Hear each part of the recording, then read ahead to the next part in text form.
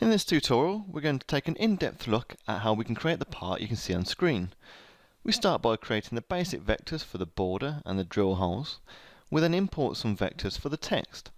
We then take those vectors and create a flat bottom VCarve from the inner border and the text, a drilling toolpath and two profile toolpaths to create the beveled outer edge, and finally we finish with the cutout pass. So let's begin. I'm just going to close my file down and we're going to start with creating a new file. So let's just select that option here, and this will then bring up the job setup form. Now this job is going to be a single-sided job, and now we can go ahead and specify the job dimensions. So we're going to specify a width of 15 inches, a height of 10 inches, and we're going to be working with a thickness of ½ inch. Now we are going to be working in inches, and we're going to set the Z0 position of the material surface.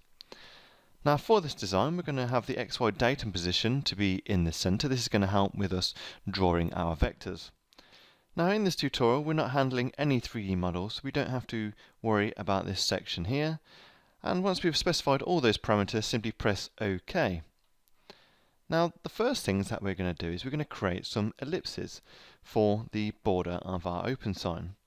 Now all we need to do is go to the Create Vectors section, and you'll find this Draw Ellipse tool here. Simply click on this, and what we're going to do is we're just going to draw them out by actually specifying the parameters here.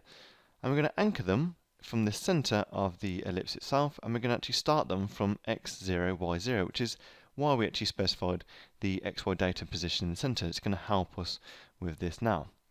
So I'm going to specify a width of 12 inches for the first one, and then 7.5 inches in height. Just simply press create once we've done that.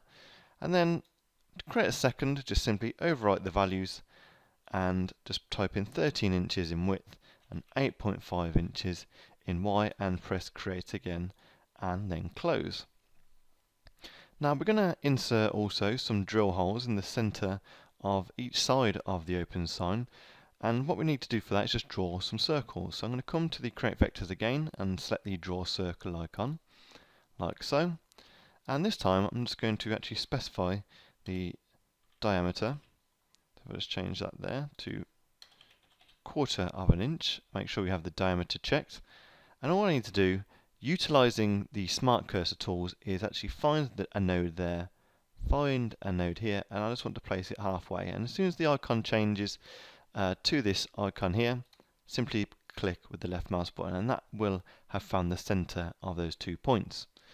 Now again, let's do the same thing on the other side. The 2 points and awaken that midpoint, and just click like so.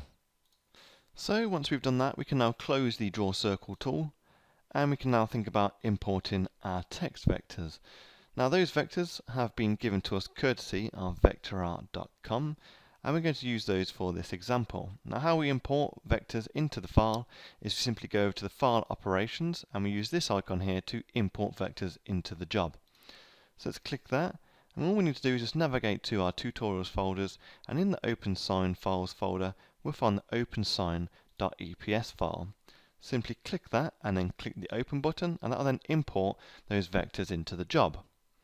Now when importing vectors into a job, it can be quite common that the vectors don't come in where you expect them to. Now in this situation, you can just see the bottom half of that open vector there, as you can see. Now in the cases where we can't see the actual vectors, there's two things that we can do. We can either, as the vectors come pre-selected, we can actually just centrally align them into the work area, or we can use this button up here to zoom the active view to the drawing limits. Now what happens here is, once selected, if there's any vectors that are outside the normal white space working area, it will zoom out to contain them all within the 2D view. So as you can see, I've just clicked that button now, and you can see that the open sign vectors are actually present outside of the normal working area. So what I'm going to do now, as the vectors are already selected, is just click them again once to put them into transform mode, and I'm going to grab the center node as denoted here, and then I'm just going to drag them to the center of our job. And you'll notice that the icon will change on the mouse as I actually hit the center of the job, like so. Now we know that those vectors are definitely centrally aligned to the work area, as are the ellipses that we created as well. So now that we've positioned our text, we may want to resize it, so we can use any of the corner nodes to pull out so it will actually stay in proportion like so, and it'll just anchor from the opposite corner. As you can see, it's now anchoring from the bottom left as I pull outwards like so, or if we hold shift on the keyboard we can actually drag out from the actual center of the text itself. Now in this situation I may actually just want to put an exact dimension. So how to do that is, with the text selected, is you go over to the transform objects and we set the selected object size. So just click into that. Now I want to make sure that the width and height stay in proportion to each other, so I just need to make sure that link XY is checked, and I'm just going to change the width to 9 inches like so. And as the anchor point is in the center, it's going to extend outwards from the center point of that text. So click apply and then close like so. And that is all we need to do in regards to creating the vectors. So we can now start thinking about creating the toolpaths. Now how we do that is we go over to this icon here, which will then close the drawing tab and it will go over to the toolpath command. So if we just click on that icon, we go over to the toolpaths tab. Now the first thing that we want to do is, before we create any toolpaths, we should always make sure we check the material setup form. So to do that, just simply click the set button here. And basically we just need to go over all of the parameters ready to set up our toolpaths. So we need to ensure that the thickness of the material is 1/2 inch, which it is. And the XY datum position, this is where the start point of the toolpaths that we create is going to be set from. Now we use the XY datum position in the center to help us draw our vectors, but when it comes to machining, I'm going to actually change the XY datum from the center point to the lower left, which enables me to position whereabouts I want to start on the material better. Now the next option is where we want to measure the tool from, the Z0, and we're going to select that to be the material surface. We don't need to worry about the model positioning materials, we're not dealing with any 3D models, and we can come down to the rapid Z gaps above material. Now both the clearance and plunge are okay for this job, being 0.2. I just need to make sure that these values do, if we are holding the material down with clamps, these are actually higher than the clamp's thickness.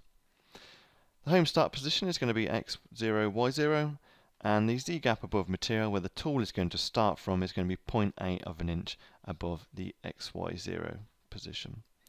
So once we've done that, we simply press OK. Now the first toolpath that we're going to create is the flat bottom VCarve toolpath. Now for that we need to select the text, which we already have, and we need to also shift and select the border. Now there are different ways of selecting vectors. We can drag a box over the vectors from left to right. We just need to make sure that we fully enclose all of the vectors, otherwise we'll end up with vectors that aren't selected, like so. We can select a box from right to left. Now as long as the vectors are partially enclosed within this box, those vectors will be selected. And as long as we are holding shift down, we can also manually just select them with our mouse button, like so.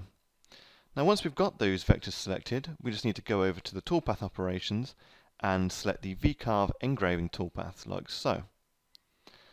Now the first options that we are presented with is the start depth. So we actually do want to start the VCarving at the top of the block, which is 0, 0. Now because we have selected text vectors that sit inside an oval vector, the toolpath naturally wants to try and cut away the material that separates the two sets of vectors, which is what we want. But the way the VCarving works is the depth of the toolpath is controlled by the width of the area between the vectors by the angle and max cutting ability of the tool. So we want to limit the VCarving to a flat depth, and we can do this by checking this option here. And we're going to specify the flat depth to be 2/10 of an inch, like so. Next we can go ahead and choose our tool. So I'm just going to press the select button here, and that will open up the tool database, which brings up all the default tools of the software. Now you can add new tools in, or you can edit the existing ones to match the parameters of your tools. There is a tool database guide, and I will add that in the related video section of the tutorial browser. Now the tool I'm going to specify here is a 90° V-bit of 1/2 inch, and I'm just going to press OK with those default parameters, like so. Now the next option that we are interested in is to use a flat area clearance tool. Now if we didn't use a flat area clearance tool, it will actually try and machine away all of the material between these borders with the actual point of the V-bit tool. Now that's not going to give a great outcome, so how we can get around that is by utilizing the Use Flat Area Clearance tool. So again, just select the select button there, and that will open up the tool database, and from the tool database I'm going to choose a 1/4 inch end mill to hog away the majority of that flat material where it can get in between the vectors, like so. And we're not too interested in the other options for now, so I'm just going to leave the flat area clearance as an offset strategy, and I'm just going to come down and just give this a name. So I'm just going to call this VCarve and just press calculate. And this will automatically open up the preview toolpath form where we can preview each of the toolpaths that we create. And you'll notice that we are also now in the 3D view rather than the 2D view. And in front of us we'll have a 3D simulation of the material block. And on that you'll see at the moment that we have the toolpaths that have been drawn onto that material block for us. And the reason why that is because both of the toolpaths are currently visible because they have a check in the checkboxes next to them. And we can turn the visibility off of each of these by simply deselecting the checkbox. Now the first toolpath that we're interested in is the pocket toolpath. Now this is the toolpath which is going to machine the majority of that flat area out with the 1/4 inch end mill. Then, if I uncheck that, we have the V-carving toolpath. Now you'll notice how that is utilizing the V-bit tool to go around the edge to create the beveled edge effect around the inner border and also around the outer shapes of the letters. And you also notice there's a lot of area being machined away here, which is where the 1/4 inch end mill couldn't fit into those areas because of the diameter of the tool. So what I'm going to do is I'm first of all just going to preview the pocketing toolpath. So with it selected, I'm going to preview the selected toolpath. Now we can give the machined areas a different color, so we can either use the material color like it is at the moment, or we can use a global fill color. So we can go ahead and select any color from our palette, or we can even choose an advanced colors. So I'm just going to choose a dark red for now, and then we can go ahead and preview the V-carving toolpath. So again, with it selected, I'm just going to go ahead and preview that selected toolpath like so, and you can see how that looks in the toolpath preview. So far so good. I'm liking the look of that in the preview. So we can go ahead and create our next toolpath. So I'm just going to go ahead and close the preview toolpath form like so, and go back into the 2D view. And what I'm going to do now is I'm going to create the drilling toolpath. So I'm just going to deselect all of the current vectors by clicking in the white space, and I'm going to click that right circle there, and I'm also going to shift and select the left circle there. And then under the toolpath operations, I'm going to select the drilling toolpath, like so. Now I'm going to start the toolpath from the top of the material, that's 0, 0, and I'm going to do a cut depth of 3/8 of an inch. So I'm just going to type in 0.375 there. And for the tool, I'm going to select a drill. So if I go down to my drill section, you'll see that I also have a 1/4 inch drill bit. And I'm just going to press OK with the standard parameters there. And we do have the option to utilize peg drilling, where we can actually specify the tool to retract after every pass to help removal of chips and also for cooling the tool. We also have options to dwell the tool at the bottom of each pass for a set amount of time. We're not going to actually select any of these options for this. And I'm just going to go ahead and give this a name. So I'm just going to call this drill holes, like so. And I'm just going to press calculate. And then we can go ahead again and just preview those as the toolpath is selected at the moment. And you can see that has created our pilot holes perfectly. So next we're going to think about creating the bevel on the outer border shape. Now for this we're going to use a profile toolpath. So let's close the preview toolpath form, like so. Let's go into the 2D view.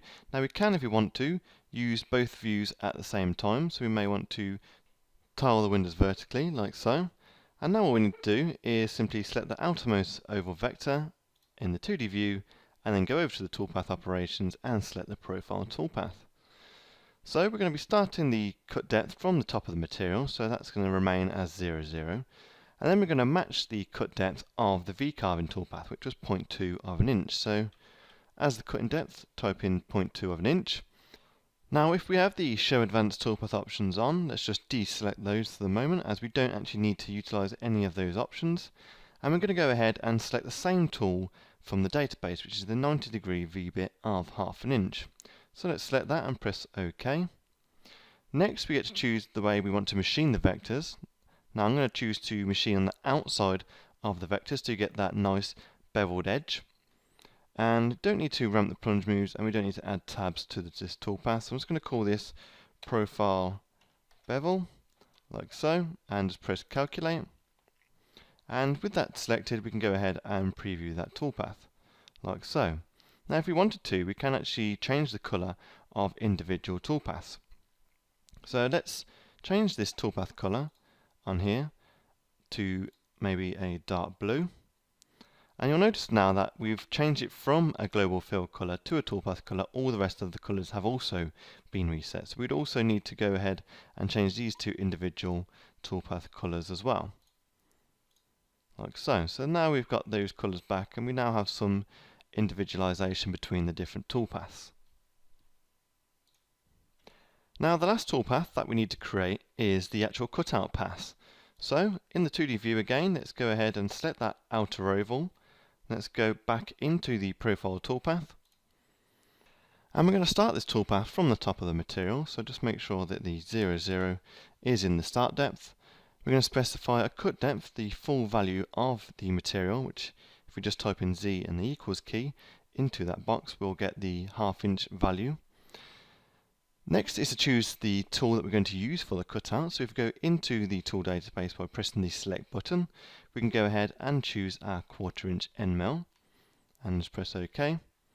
Now as we are cutting out the part, we do want to cut on the outside of the vectors so we get the full diameter of our sign.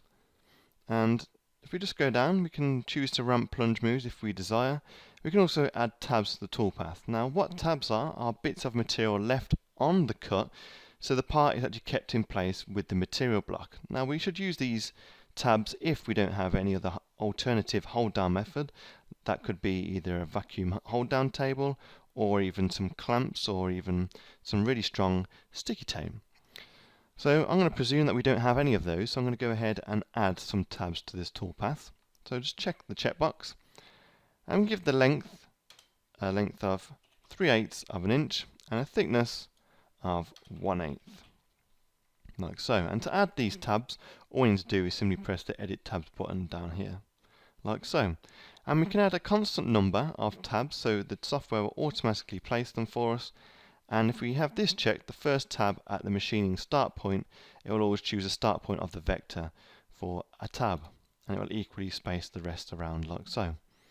Now if we wanted to maneuver any around, we could just simply hover the mouse pointer over a tab, and when we've got the X in angle brackets, we can hold the left mouse button down and drag that around, like so. And we can also remove any by simply just clicking on them as well.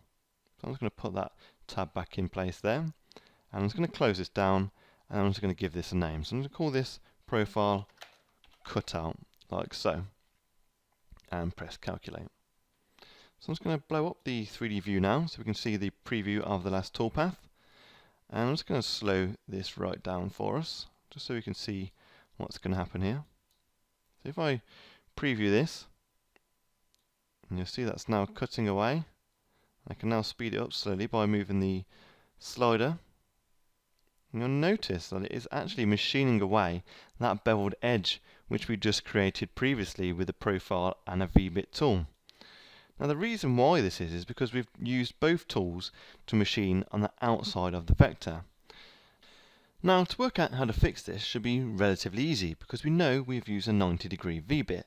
So we know whatever the depth of cut was for the profile bevel toolpath will also be the width that we need to offset our cutout pass by.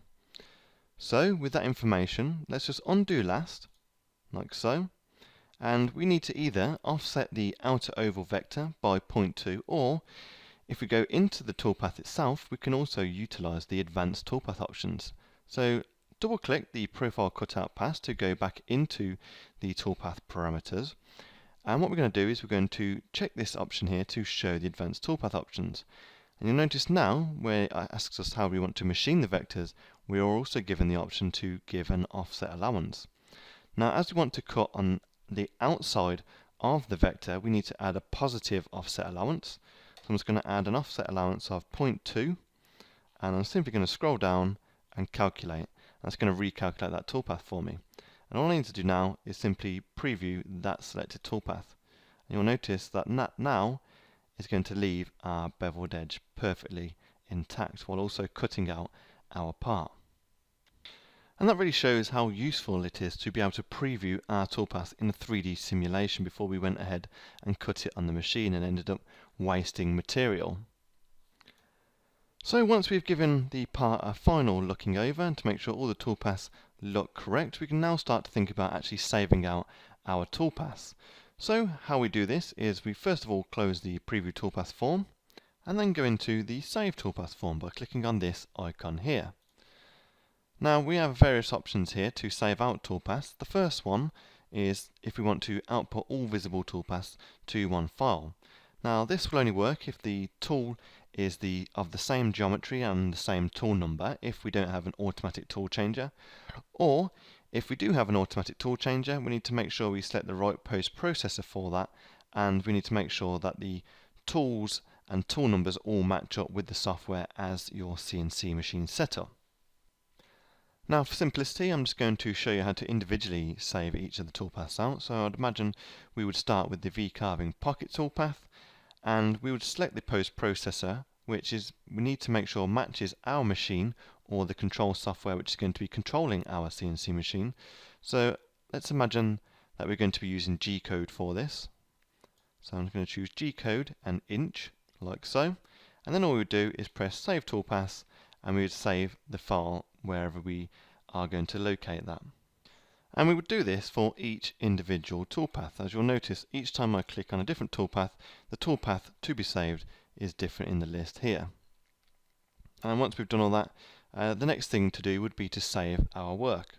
So that if we needed to make any edits to the toolpaths or the actual vector geometry in the future, we can easily open up the file in the software and make those edits. So let's go to File and then Save, and choose your location, and I'm just going to call this open underscore sign